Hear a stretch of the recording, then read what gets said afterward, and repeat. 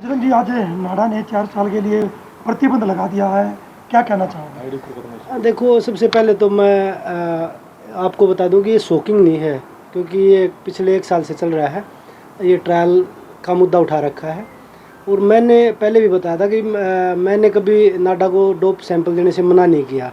जब वो मेरे घर पे डोप टेस्ट लेने के लिए आए थे तो वो एक्सपायरी किट लेके आए थे और वो मैंने सोशल मीडिया पे भी डाल रखा है कि भाई एक्सपायरी किट आप किसी भी खिलाड़ी के साथ, एक मेरे साथ नहीं, मेरे साथ चलो टीम थी, उन्होंने देख लिया ये चीज़ें, आप उसमें 2020, 2021, 2022 जो एक्सपायरी डेट हो चुकी थी वो किट लेके वो आए थे घर पे और उसमें वो सैंपल लेके गए थे।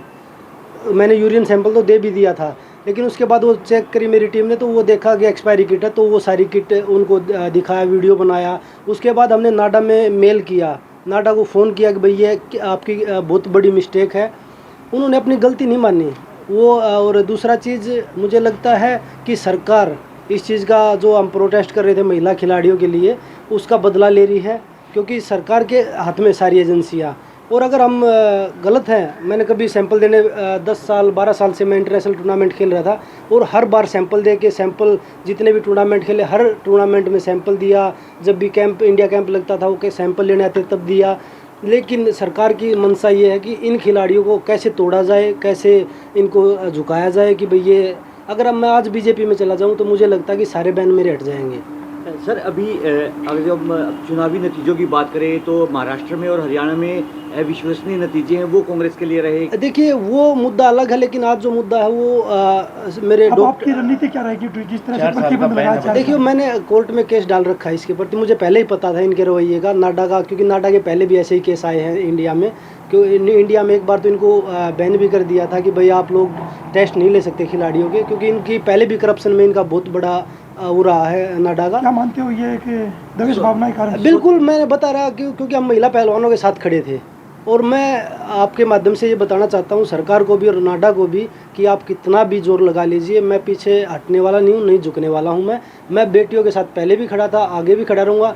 और जो चाहे वो किसान की बात हो, मजदूर की बात हो, हमेशा जो आवाज़ जिसके ऊपर अत्याचार होगा उसके खिलाफ लड़ाई लड़ते रहेंगे। बजरंग, 4 साल का प्रतिबंध, उसमें आपकी प्रैक्टिस पर बहुत ज़्यादा प्रभाव पड़ेगा। वो तो पिछले 1 साल से वो आप सब देख रहे हैं, क्योंकि कभी हटा दिया जाता है, क्योंकि उन्हीं की एजेंसियाँ हैं, बीच में हटाया क्यों फिर उस चीज़ को कि भाई आपको बाल किया जा रहा है, आप टूर्नामेंट खेल सकते हैं। लेकिन उसके बाद फिर जैसे चुनाव ख़त्म होता है फिर लगा देते हैं। अभी जैसे किसानों का मुद्दा चल रहा है, आज ये मुद्दा निकाल दिया नया, तो वो मतलब ये है कि भाई इनको तोड़ के, क्योंकि बीजेपी में जितने भी लोग गए हैं जिनके ऊपर पहले वो केस चला रहे थे भ्रष्टाचार के या किसी भी उस पर, वो बीजेपी में शामिल होते ख़त्म कर देते हैं। तो बीजेपी चाह रही है कि भाई हम भी बीजेपी में आए और वो सारी चीज़ें ख़त्म हो। लेकिन मैं बता रहा हूँ कि जो आवाज़, कमज़ोर की आवाज़ को दबाया जा रहा है, जिनके ऊपर अत्याचार, उनकी आवाज़ हम ना तो झुकने वाले ना रुकने वाले हैं। वो आवाज़ हम मजबूती के साथ उठाते रहेंगे। ब्रजभूषण शरण का भी कहीं ना कहीं हाथ हो सकता है। देखो, वो सरकार का आदमी है और बार बार में उसको घसीटना भी मुझे लगता है कि, क्योंकि वो सब पूरे देश ने पता है कि भाई सरकार ने उसको बचाया है और उसी के, जब उसमें ताकत थी तभी तो वो कर रहा है ना। क्योंकि बेटियों के साथ भी 1-2 लड़कियां भी डोप में फंसवाई हैं, उनको भी बोला पीछे हट जाओ, डोप से निकाल देंगे। तो ये क्या है? तो इसका क्या मतलब निकाले हम? यही मतलब है ना कि भाई उनके हाथ में एजेंसियां हैं, इसलिए वो बेटियों को भी पीछे डोप में साजिश रच के, क्योंकि एक लड़की के पास आएगी, आपके पास डोप वाले आएंगे, ध्यान रखना इस चीज़ का। तो इसका क्या मतलब समझे? लेकिन वो ये देश के जो बीजेपी की आईटी सेल है, जो ब्रजभूषण की आईटी सेल है, वो इसमें इतना इन्वॉल्व हो चुकी है कि भाई वो, उनको अच्छा बुरा कुछ दिख ही नहीं रहा।